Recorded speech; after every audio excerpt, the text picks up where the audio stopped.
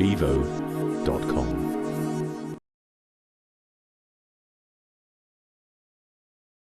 Daniel, in terms of predicting who is going to be in the top 10% of performers, i.e. the sort of the star performers, you say that EI, emotional intelligence, is more as a sort of a better gauge than IQ.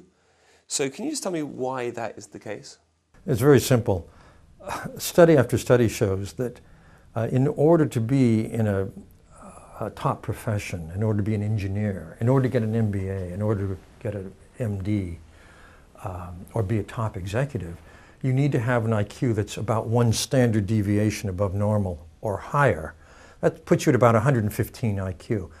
But then the studies show after that there is no correlation between your IQ and your actual effectiveness or success in that line of work. Whether you're a CEO, academic, an engineer, doesn't matter. Why? Because that is the IQ level you need to master the technical skills, and it's the cognitive capacity you need to handle that profession. But after that, think about it. Once you're in the field, you're competing with people who are about as smart as you are. There's really no... Throughout school, IQ is a huge advantage for grades. In the workplace, after you reach that criterion level, it has very little added benefit, and what makes the difference are your personal abilities. How you manage yourself. Do you stay motivated? Do you stay focused? Are you adaptable? Are you self-aware? And your interpersonal abilities. Can you read other people? Do you know how to get along well? Are you a good team player? Can you be a leader? And those all depend on emotional intelligence. Daniel, I've got no doubt that people that are watching this are sold on your premise of emotional intelligence. But the big question I think people will be wanting to ask is, once you know your EI level, can you improve or can you become more emotionally intelligent? Yeah, the good news is that you can improve emotional intelligence competencies. These are learned abilities that build from the fundamentals. So for example,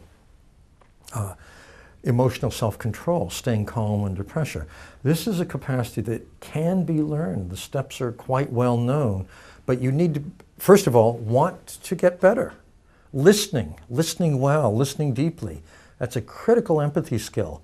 And if you have poor listening habits, it's like the common cold of leadership, then you can improve, but again, you need to be motivated. Why?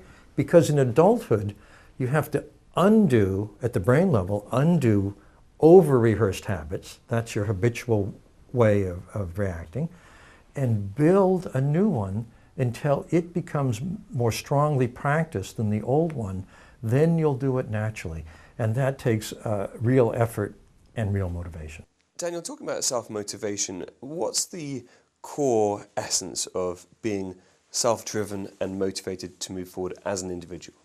I think that motivation has to be true, that you need to align the desire to improve with your own sense of values and purpose, what you really feel is important. What are your dreams? Where do you want to go in life?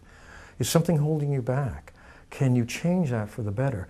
That's the kind of genuine motivation that helps people really make the change.